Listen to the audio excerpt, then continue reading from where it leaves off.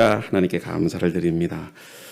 또 우리 교회가 창립이 된 이후로 두 번째 우리 맥주감사주일 예배를 드리게 되는데, 돌아온 시간들을 돌아볼 때마다 다 하나님의 은혜고, 정말 우리가 뭐가 잘난 게 있어서 하나님이 이토록 우리를 사랑해 주시는지 날마다 깨달아갑니다. 오늘도 여러분들 하나님의 그 은혜가 충만하게 되기를 원하고, 여러분들의 인생 가운데 늘 하나님이 지키시고 인도하시는 그런 믿음의 삶이 되기를 주님의 이름으로 축복합니다. 한국교회가 7월 첫 주를 항상 맥주절로 지키지요. 사실 이 맥주 감사절이 구약의 맥주절에서 유래된 것으로 많이 알고 있는데, 교인들이 맥주 감사절을 구약의 맥주절로 오해하게 된 배경이 이 한글 성경에 있어서 출애굽기 23장 16절을 잘못 번역했어요. 그래서 출애굽기 23장 16절에 보면 맥주절을 지키라. 이는 내가 수고하여 밭에 뿌린 첫 열매를 거둠이라. 수장절을 지키라. 이는 내가 수고하여 이룬 것을 연말에 밭에서 거두어 저장함이니라. 이렇게 기록이 되어 있어요. 여기서 맥주절로 번역된 말을 원문에 보면 수확의 절기, 수확절, 추수절 이렇게 기록이 되어 있어요. 그래서 이렇게 번역을 해야 되는데, 사실 우리가 성경을 해석할 때는 이스라엘의 농경 문화를 바탕으로 해석을 해야 됩니다. 그러니까 여러분, 성경 말씀은 우리 모두에게 주어진 말씀이지만 그래도 이스라엘 백성들의 역사와 문화와 배경 가운데 쓰여졌기 때문에 그 상황과 시대 속에서 이해를 해야 됩니다. 그런데 여러분들, 첫 수확을 말하니까 우리나라의 첫 수확이 언제죠? 바로 보리수확입니다. 보리수확. 그래서 한국교회가 맥주절로 해석해 버렸는데요. 사실 세 번역과 공동 그런 어떤 번역도 동일하게 맥주절로 그렇게 기록을 하고 있지만, 영어 성경에 보면은 페스티벌 오브 하비스트로 돼 있어요. 그러니까 수확의 절기, 어떤 감사의 축제 이렇게 되어 있어요. 그래, 한국교회에서 이 맥주절을 지키는 풍습이 어디서 온 거냐면 한국 자생적입니다. 전 세계에서 맥주절을 지키는 나라는 우리나라밖에 없습니다. 저도 미국 생활 7년 했지만 미국에서는 맥주 감사절이 없어요. 한국에서는 주로 보리 추수를 6월 중순이나 7월 초에 그렇게 하잖아요. 그래서 보리 추수를 끝낸 후에 하나님께 수확의 감사로 드리고 싶은데, 그때 이 맥주절을 정해서 한국 교회가 그렇게 드린 거죠. 왜냐하면 보릿고개가 너무 힘든 거거든. 너무 힘들어. 근데 그 보릿고개를 넘기게 하셔서 이렇게 보리를 주신 거 너무 감사하니까 그걸 표현하기 싶어서 한국 교회 자생적으로 맥주 감사절을 드리게 된 거예요. 엄밀히 말하면 성경의 절기는 아니지만, 그러나 여러분들, 제가 말씀드리고 싶은 포인트가 여기에 있어요. 어떤 분들은 그렇게 말할 거예요. 이단들이 성경적이 아니다. 근데 그건 옳지 않습니다.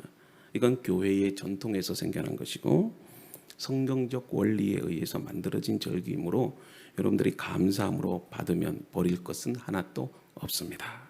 중요한 것은 일상을 살아가면서 우리는 항상 하나님께 감사하는 마음을 가지고 살아야 한다는 것이에요.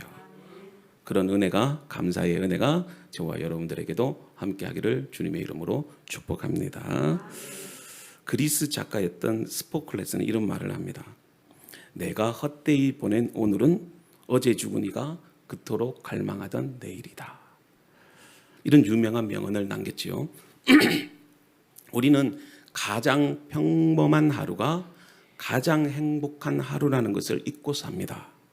내가 숨쉬고 내가 맛있게 음식을 먹고 내가 쉴 수 있는 가정이 있다는 것이 얼마나 소중하고 귀한 것인지를 잊고 산다는 것이에요. 여러분, 고양이가 많다고 불평하면 머지않아 생쥐가 많다고 불평합니다. 우리들의 인생이 그렇다는 것이에요. 우리가 누리고 살아가는 그 모든 것을 당연히 감사히 여기면 우리에게는 감사의 열매가 만들어진다는 말씀의 교훈을 여러분들 마음에 새겨야 됩니다. 가진 것이 없어도, 내 삶이 공고해도, 큰 질병 가운데 있어도, 미래가 불안해서 염려한다 할지라도 여러분들은 기적을 만들어낼 수 있습니다. 여러분들의 상황을 천국으로 바꿀 수 있다는 것입니다. 우리에게는 행복이라는 문을 열 수 있는 열쇠가 있어요. 그 열쇠가 바로 감사입니다. 어떤 아름다운 것도 거기서 감사를 제거하면 절름발이가 된다. 이런 말이 있어요. 감사는 말씀과 기도와 함께 어떤 신앙의 삼각도의 한 꼭지점을 이루어요. 그래서 여러분, 감사는 우리 신앙의 항로에 있어서 꼭 필요한, 여러분 배에 있어서 삼각도를 이룬다는 것입니다. 그래서 여러분, 풍랑이는 바다가 일 때에 우리가 안전하게 항해할 수 있는 것은 감사로 만들어진 그 삼각도시 바람의 방향을 잘 이용해서 여러분들을 안전한 곳으로 이끌어가기 때문에 그렇습니다. 하나님께서 여러분들에게 행하실 기적적인 일들이 일어나기를 저는 원합니다. 그렇다면 먼저 하나님 앞에 감사하십시오. 기적이 나타나기를 위한 조건은 감사입니다. 감사로 인해 누리는 그런 어떤 삶의 기쁨이, 은혜가, 행복이 여러분들에게 있기를 주님의 이름으로 축복합니다. 믿음의 여정 속에서 여러분을 고난의 길을 갈 때도 감사하면 사막 같은 인생도 오아시스를 만들 수가 있어요. 그리고 그 사막에 길을 냅니다. 그리고 골짜기마다 생수로 가득 차게 하죠. 오늘 이 본문의 말씀도 시인의 감사의 고백이 담겨져 있습니다. 왜 시인이 그러면 이토록 감사를 할까? 거기에 대해서 우리가 구체적으로 한번 생각해보고 함께 은혜를 나누고자 합니다. 자, 시편 139편은 하나님께 감사하라 이렇게 시작하고 하나님께 감사하라 이렇게 마무리하고 있어요. 여러분, 하나님께 감사하는 것은 하나님의 백성으로서 가장 중요한 태도이고 가장 합당한 자세예요. 그것을 시편 기자가 오늘 구원받은 우리를 감사와 예배의 자리로 여러분들을 초대하고 있습니다.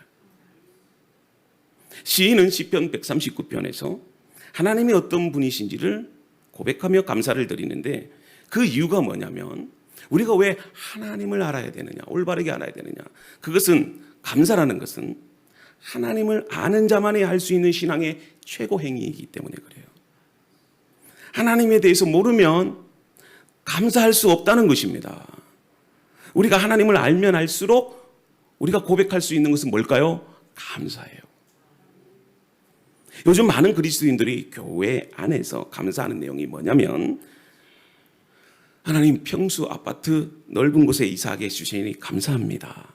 또 내 남편 또 승진한 것에 대해서 감사하고, 이번에 연봉이 올랐는데 하나님 주식 잘 올라서 너무 감사드립니다.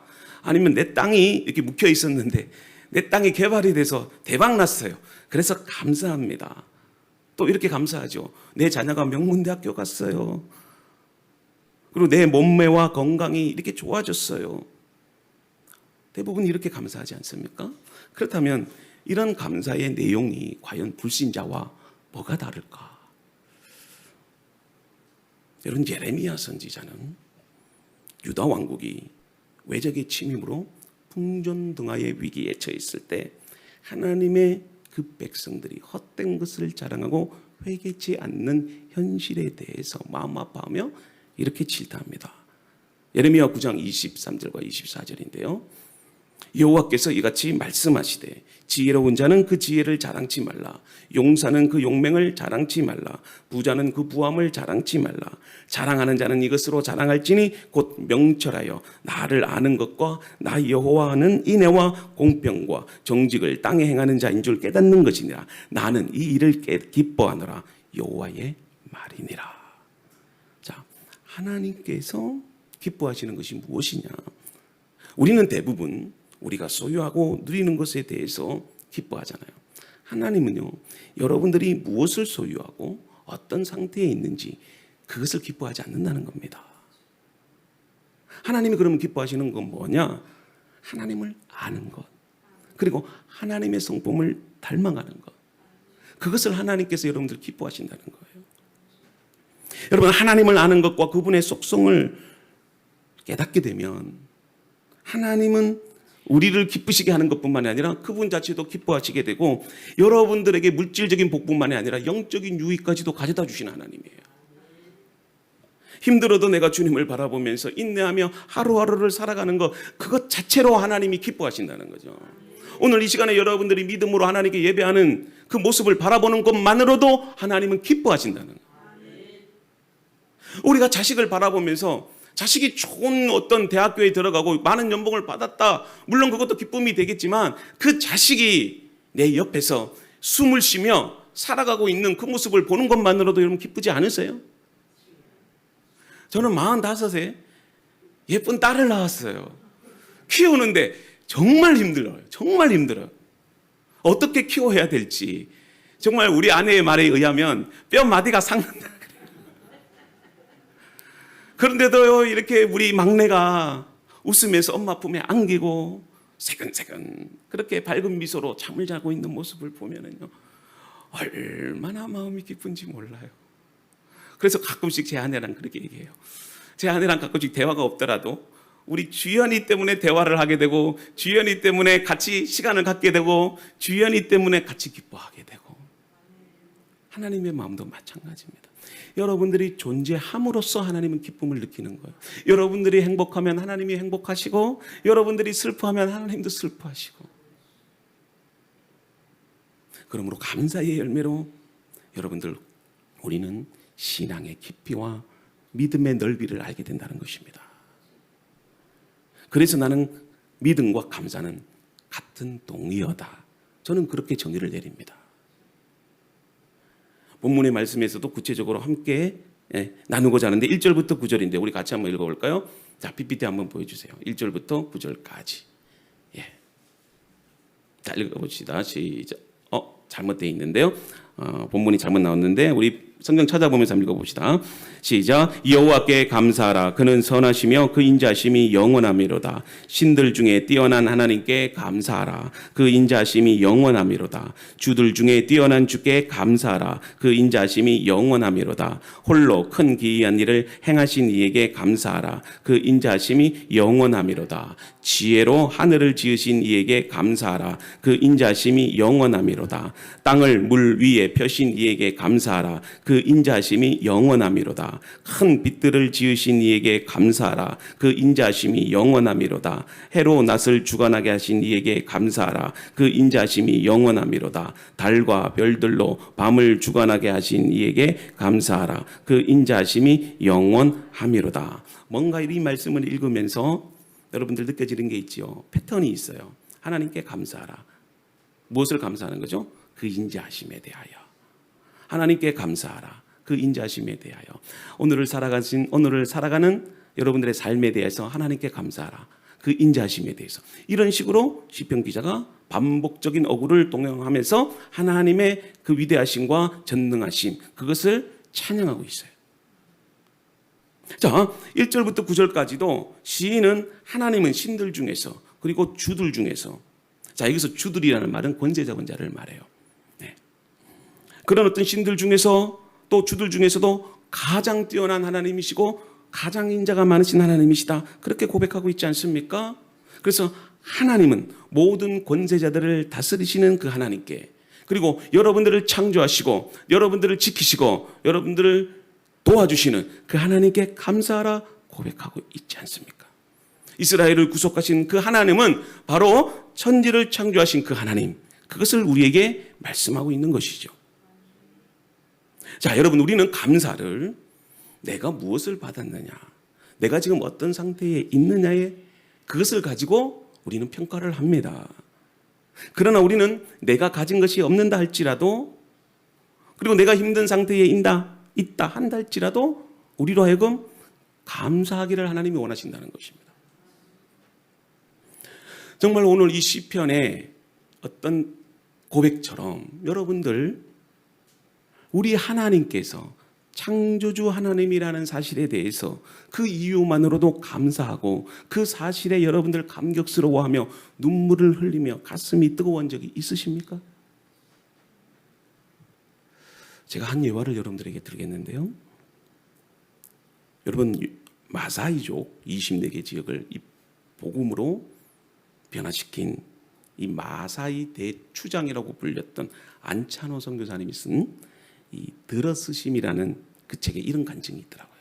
그래서 제가 너무 감동에 대해서 여러분들에게 소개를 하려고 하는데요. 방송에도 이렇게 많이 나왔어요. 이 마사이 지역에서 가장 힘든 일이 소를 몰고 이동하는 거라고 합니다. 근데 여러분들 그때는 물이 없기 때문에 이 마사이족이 건기 우기에 따라서 이렇게 소를 이동을 합니다. 그래서 건기는 대략 4월부터 10월 10월까지이기 때문에 이 4월부터는 이 마사이족이 물을 찾아서 소를 이끌고 이렇게 이동을 한다고 해요. 그래서 마사이 사람들이 예수 믿기 전에는 가족끼리 이렇게 떠났는데 이 마사이 지역의 사람들이 예수를 믿고 난 이후에 교회를 지키며 신앙생활을 하기 위해서 이제는 각 집안의 대표들이 공동으로 소를 몰고 그렇게 이제 이동을 하기 시작했대요. 그래서 추장이 이렇게 공동으로 각 집안의 대표들을 이끌고 이렇게 물이 있는 그 킬리만자로 그 산으로 그렇게 간답니다. 아무래도 그쪽은 만년설이 있기 때문에 이렇게 물이 흐르는 그런 어떤 지역들이 많이 있었어요. 그래서 그들이 떠나는 날 예배를 드리는 거죠. 찬송을 부르며 하나님의 인도하심을 구하는 거예요. 그래서 이 선교사님이 축복기도 해주면서 그 마사이 족장과 그리고 그 집안 대표들을 그리고 축복해주며 이렇게 떠나보냈어요. 정말 수백 마리의 소가 그죠? 이렇게 함께 이동하는 그런 어떤 장관이 막 연출이 되는 겁니다. 그리고 이제 그들이 떠난 후에 가끔씩 소식이 들려오는데 근데 여러분 소식이 그렇게 좋지 않는 거예요. 여러분 4월부터 10월까지가 건기잖아요. 그리고 10월이 지나고 나면 이제 비가 쏟아지기 시작하는데 보통 이렇게 소를 끌고 가면 몇 달씩 돌아와요. 이렇게 걸려요. 그래서 이제 10월 말쯤이 돼서 이제 비가 오니까 이제 돌아와야 되지 않겠습니까? 돌아오는데 근데 그 돌아오는 모습이 말이 아닌 거예요. 소들은 지쳐 있었고요. 그리고 갑자기 내린 폭우와 그리고 또 질병이 도는 바람에 많은 소들이 죽어버리는 거예요. 소문에 의하면 추장의 소가 153마리가 있었는데 무려 98마리가 죽어버렸다는 거예요. 그때 이 선교사님이 그 소식을 듣고 이 추장의 소가 많이 죽었다는 그 소식에 걱정이 되어서 추장을 위로하러 간 거예요. 근데 만약 추장이 나는 더 이상 이제 예수 안 믿을 거야. 믿으면 뭐하냐? 소나 죽고. 예수 믿어서 된 게 뭐가 있냐고. 제대로 된 건 하나도 없는데.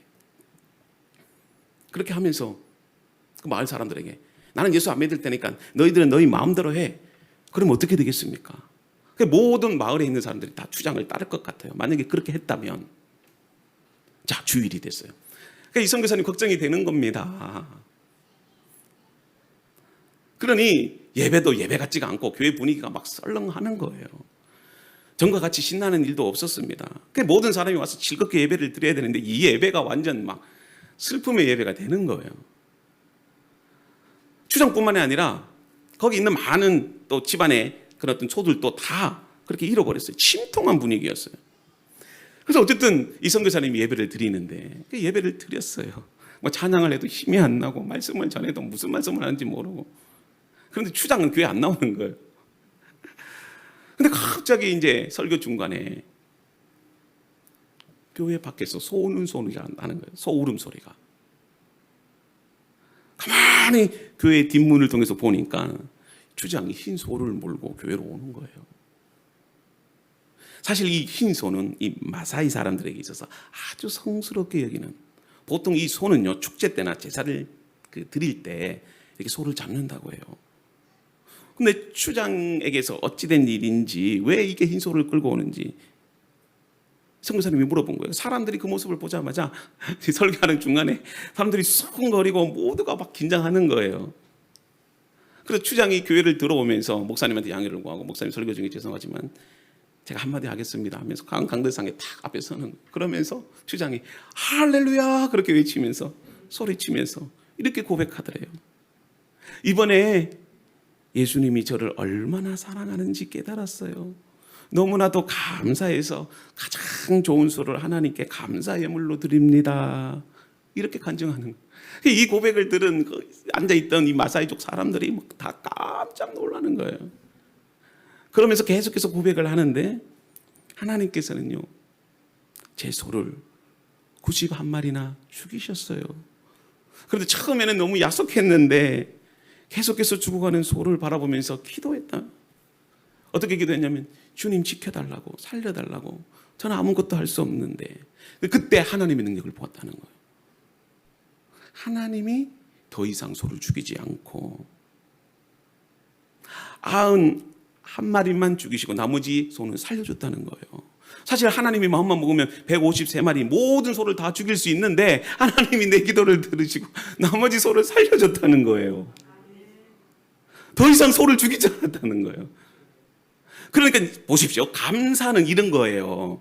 내가 손해본 것을 생각하는 것이 아니라 내가 지금 남아있는 것에 대해서 감사하는 거예요. 근데 우리는 손해본 것에 대해서 여러분들 불평하잖아요. 내가 99가지를 가지고 있어도 한 가지 손해보면 그것 때문에 하나님께 감사하지 않는다는 거예요. 근데 이 주장은 91마리가 죽었지만 남은 소를 바라보면서 하나님께 감사했다는 거예요.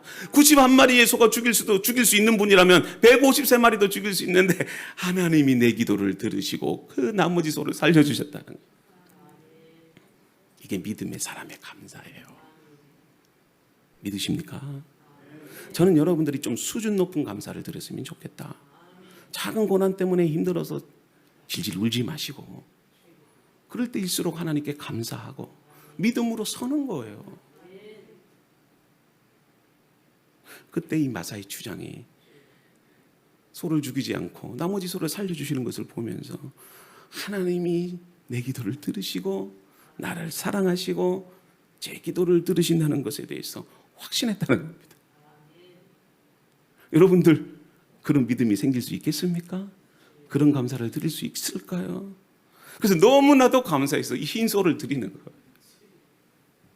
그날 예배는 축제가 됐다는 거예요. 어떤 상황에서도 감사해야 하는 것. 이것이 믿음을 가진 그리스도인의 첫째 조건이 아닐까. 기독교 신앙이라는 것은 그 어떤 상황과 환경에서도 하나님이 우리의 창조주가 되시고 마땅히 찬양과 높임을 받으셔야 한다는 그 분임을 우리가 감사로 고백하는 것입니다. 고난이 있고 시련이 있어도 여러분들 우리는 이겨나갈 수 있습니다. 우리가 좌절하지 않는 이유는 그 신실하신 하나님께서 우리와 함께 하시기 때문에 저는 그런 하나님을 믿습니다. 우리의 고통과 고난을 외면치 않으시는 하나님, 언제나 우리를 지키시고 우리가 행복하기를 원하시는 하나님, 저는 그런 하나님을 믿습니다. 여러분들도 그런 하나님을 믿으시기를 바랍니다. 사실 우리는 하나님의 존재하심에 대해서 감사하지 않습니까? 감사하지 않아요. 우리가 하루하루 이 공기를 마시면서도 하나님 공기 주셔서 감사합니다. 그렇게 고백하는 사람이 있어요? 내가 병에 걸리지 않고 이렇게 주의 성전에 나와서 예배할 수 있는 것에 대해서 정말 우리가 감사해 본 적이 있을까요? 지금 병실에서도 그 힘든 질병으로 인해서 죽음을 앞두고 있는 성도들이 얼마나 많이 있는데 그럼에도 불구하고 이렇게 건강한 몸을 가지고 하나님 앞에 예배할 수 있는 것, 하루 세 끼 밥 먹고 살아가는 것, 또 내가 거할 수 있는 집과 모든 환경을 마련해 주신 그 하나님께 정말 여러분들이 가슴이 떨려서 내가 밥을 먹으면서도 여러분들이 눈물을 흘려보신 적이 있으신가요? 우리가 감사하는 조건은 내가 무엇을 받았느냐, 내가 어떤 높은 지위에 있느냐, 내 자녀가 어떤 대학에 다니느냐, 내가 지금 어떤 연봉을 받느냐, 거기에 따라 달려있지 않다는 것입니다. 오늘 시편의 기자가 고백했던 것처럼 우리 하나님이 어떠하신 분인가, 그것을 깨닫는 순간 그 자체로 감사할 수 있는 그런 그리스도인이 되어야 한다는 것이에요. 그래서 감사는 조건과 상황을 뛰어넘어서 우리를 아름답게 창조하신 그 하나님만을 찬양할 수 있을 때 진정한 감사가 되는 것이죠. 여러분, 지혜로 하늘을 창조하시고 그리고 이 땅의 모든 만물들을 다스리시고 밤이 되면 하늘의 별을 창조하시고 낮이 되면 이렇게 아름다운 태양과 모든 만물들을 솟생케 하시고, 그래서 우리 여러분들 감사는요, 하나님의 관점에서 바라보는 거예요. 하나님의 관점에서. 하나님께서 여러분들을 위해서 이 아름다운 세상을 창조하지 않았습니까? 여러분들을 위해서 예수 그리스도의 십자가의 피로 이 교회를 여러분들이 하나님께서 주신 거예요. 세상에 살면서 험악한 일들만 눈에 띄어서 실망스러울 때 여러분, 이 세상을 누가 창조했는지, 하늘을 나는 새를 누가 먹이시는지, 들에 핀 들국화조차도 누가 기르시는지, 그것을 여러분들이 기억할 수 있다면 우리에게 나오는 것은 뭘까요? 감사입니다. 그래서 그래서 여러분들이 힘들고 어려울 때 먼저 여러분 하나님의 은혜를 기억하셔야 돼요. 비록 여러분들의 삶이 힘들다 할지라도 우리의 지나온 여정 가운데 하나님께서 우리에게 베푸신 그 은혜의 기억이 있다면 여러분들의 상황을 바꿀 수 있고 감사할 수 있다는 거예요. 저도 가끔씩 우리 아내와 어떤 말다툼을 할 때에 저는 과거에 아내와 함께 처음 만났던 그 순간의 설레임을 기억해요. 저희 아내가 카페로 들어오는데 그 모습이 천사와 같은 거예요. 이 세상에서 가장 아름답고 최고고 정말 하나님이 보내주신 그 여자다. 그거를 생각하니까 다툼은 문제가 아니더라고요. 그리고 그 첫 데이트의 추억을 기억하는 거예요. 여러분, 내면의 아픔과 상처가 있을 때 오늘의 아픈 상처를 치유하는 것은요, 추억과 기억이에요. 그러면 우리가 무엇을 생각해야 될까요? 하나님께서 여러분들에게 행하신 일과 하나님께서 여러분들에게 베푸신 그 사랑과 은혜를 기억하는 게 감사의 핵심이라는 겁니다. 그래서 여러분들 시인은 역사의 보호자가 되시는 그 하나님께 감사하면서 10절부터 22절까지 어떤 역사적인 상황을 그렇게 기억하면서 하나님께 감사를 드리는 거예요. 그래서 여러분, 성경이 보여주는 그 이스라엘의 역사는 하나님께서 우리에게 베푸신 구원의 은혜를 잘 보여주고 있어요. 자, 보십시오. 하나님께서 애굽에서 종살이하던 이스라엘 백성들을 구원하시기 위해서 10가지 재앙을 통해서, 그리고 마지막 그 재앙, 그죠? 오순, 유월절 어린 양의 피로, 그죠? 그 장자가 죽어야 되는 그런 어떤 절대적 위기 속에서도 하나님께서 은혜를 베푸셔서 그들을 출애굽시키십니다. 그리고 그들이 광야로 갈 때에 홍해바다가 앞에 있었지만 뒤에는 애국 군대가 쳐들어오고 정말 진퇴양난의 그런 순간에서도 하나님께서 홍해바다를 가르시고 이스라엘 백성들을 구원시키시고 그 애국의 군대를 애국의 바다에 수장시키셨어요. 그리고 그들을 광야 가운데서도 만나와 메추라기로 그들을 먹이셨습니다. 낮에는 구름 기둥으로 밤에는 불 기둥으로 그들을 지키고 보호해 주셨어요. 그리고 대적이 올 때마다 하나님께서 직접 그 대적을 물리치셨고, 그리고 아모리 왕 시온 왕 바산옥을 하나님께서 다 물리치셨다는 것을 10절부터 22절까지 그렇게 고백하고 있어요. 그래서 하나님은 처음부터 끝까지 이스라엘 백성들을 보호해 주시고 지키시고 대적을 물리쳤다는 사실을 기억을 회상시키면서 하나님께 감사하고 있는 거죠. 그래서 약속하신 대로 그들을 가나안 땅으로 이끄셨어요. 이 일을 통해서 이스라엘 백성들은 하나님의 존귀한 백성으로서 그렇게 쓰임받을 수 있었고, 이스라엘의 역사를 주관하시는 그 하나님을 찬양했던 것입니다. 이 일을 가능하게 한 것이 바로 하나님이시고, 그 하나님의 베푸신 그 은혜를 기억할 때 이 시인은 하나님께 찬양의 감사를 드릴 수 있었던 것이에요. 그렇습니다. 이스라엘 역사 속에서 자기 백성을 보호하시며 큰 일을 행하시는 하나님이 지금도 여러분들의 인생 가운데 일하고 계심을 저는 믿습니다. 쉬지 않고 구원의 역사를 이루어 가신다는 것입니다. 이스라엘 백성들이 시편 136편을 통해서 하나님을 찬양하고 감사함으로 그 구원의 은혜를 잊지 않고 기억하듯이 오늘을 사는 우리도 예수 그리스도를 통해서 구원받은 우리도 찬양과 감사로 그분을 향한 예배를 이어갈 수 있어야 됩니다. 그리고 시편 제자는 마지막으로 현재의 보호자가 되시는 그 하나님을 찬양함으로 결론을 맺습니다. 자, 23절과 26절인데요. 우리 같이 한번 읽어봅니다. 시작. 우리를 비천한 가운데서도 기억해 주신 이에게 감사하라. 그 인자하심이 영원하미로다. 건지신 이에게 감사하라. 그 인자하심이 영원하미로다. 모든 육체에게 먹을 것을 주신 이에게 감사하라. 그 인자하심이 영원하미로다. 하늘의 하나님께 감사하라. 그 인자하심이 영원하미로다. 아멘. 하나님께서 과거에서도 이스라엘 백성들을 보호하시고 인도하시며 약속하신 바를 이루신 것과 같이 오늘을 사는 우리들과 마찬가지로 동일하게 그 하나님의 인자하심과 성실하심, 사랑을 베푸신다는 겁니다.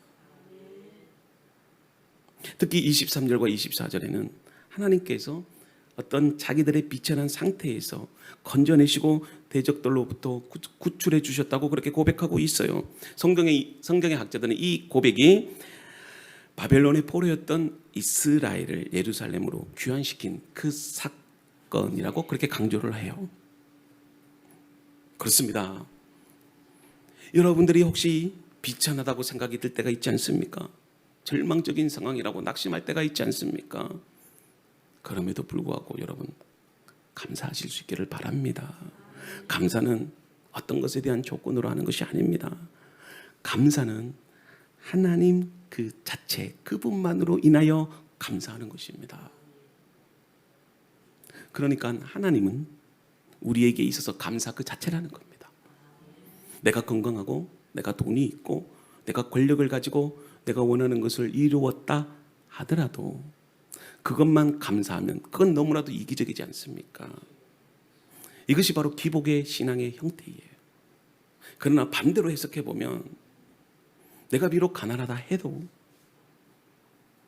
돈이 없어서 무시를 당한다고 해도 질병 가운데 힘이 들어도 내가 원하는 것을 이루지 못한다고 해도 우리는 오직 여호와 하나님 한 분만으로 인하여 기뻐하는 것, 그것이 감사입니다. 저는 우리 믿음의 성도들이 그런 수준 높은 감사를 드렸으면 좋겠습니다. 그렇게 되기를 원합니다. 여러분, 감사는 최고의 믿음의 행위예요. 감사보다 높은 믿음의 단계 없습니다. 감사는 성도의 신앙 고백이요, 감사는 인간이 드리는 최고의 예배입니다. 우리가 비천한 상황에 처해 있단다 할지라도 감사할 수 있는 이유는 여호와의 인자하심과 그 아버지 하나님의 사랑이 있기 때문에 그렇습니다. 여러분, 인자란 단어는 헤세드라고 표현하지 않습니까? 친절, 자비, 자애 이런 뜻이 있어요. 근데 여러분, 인자라는 이 단어가 신약의 헬라어로는 어떻게 표현되느냐 잘 아는 단어예요. 아가페예요. 아가페. 그러니까 정리를 하면 여러분들에게 인자를 베푸시는 하나님, 그것은 하나님이 여러분들을 사랑하신다는 거예요. 여러분들을 불쌍히 여기셔서 하나님 그분이 사랑이시기 때문에 그 사랑의 성품에서 여러분들을 지키고 보호해 주시겠다는 거예요. 그게 인자하심이에요. 이것은 하나님을 믿는 믿음 안에서만 경험될 수 있는 사랑이에요. 그러니까 하나님의 사랑도 믿음을 통해서 경험되어지는 거예요. 여러분, 그렇잖아요. 내가 부모로서 자녀를 사랑한다 해도 자식이 부모를 믿지 못하면 여러분 그 사랑을 받아들이지 않아요. 그래서 믿음을 근거로 한, 서로에 대한 신뢰를 바탕으로 한 사랑이 있을 때 그게 바로 헤세드, 인자한. 마찬가지입니다. 하나님 여러분들을 사랑하시지만 어떤 사람은 그 사랑을 거부하는 사람이 있어요. 그럼 그건 사랑이 아니지요. 그러나 내가 믿음으로 그 사랑을 받아들일 때 내 안에 뭐가 충만하게 돼요? 사랑이 충만하게 돼요. 사랑이 충만하게 되면 열매를 맺게 되는데 그 열매가 감사예요. 그래서 이 감사하는 성도들을 보면은 그 사람의 믿음과 그 사람 마음에 무엇이 담겨 있는지 우리는 깨닫게 되네요. 비록 힘들고 어려운 상황에서도 낙심이 될 때에 하나님은 언제나 인자하심으로 여러분들을 사랑으로 함께 해주십니다. 그렇기 때문에 우리가 감사할 수 있는 것이죠. 그래서 사랑하기 때문에 여러분들 우리를 고통 속에서 내버려 두지 않는다는 것입니다. 고통받는 자들을 위로하시고 여러분들을 안아주시죠. 여러분들을 손을 잡아주십니다. 그래서 오늘 말씀의 제목처럼 이제 여러분들이 시편 136편을 만들어 가실 수 있기를 바랍니다. 시편 기자의 고백이 여러분들의 고백이 되기를 바랍니다. 여러분 모두에게 이 시편 136편을 통해서 인생에 있어서 가장 소중한 것이 무엇인지를 발견해낼 수 있기를 바랍니다. 무엇보다도 감사가 없는 메마른 이 시대 속에서 우리는 작은 것에라도 감사하며 살아가는 인생이 되기를 바랍니다. 한순간 반짝 감사하는 것이 아니라 우리가 절기를 맞이했기 때문에 그냥 감사의 예물 드리는 그 정도의 감사의 삶이 아니라 평생 감사가 되기를 바랍니다. 저는 확신합니다. 감사는 깨닫는 자의 것입니다. 유대인 탈무드에 보면 이런 말이 있습니다. 세상에서 가장 지혜로운 사람은 배우는 사람이고 세상에서 가장 행복한 사람은 감사하는 사람이다.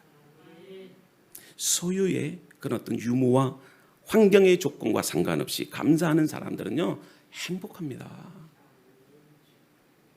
여러분, 부탄 사람들 아시죠? 북한보다도 경제소득이 낮습니다. 근데 행복도는 세계 1위예요. 우리가 가난했을 때도 행복했지 않습니까?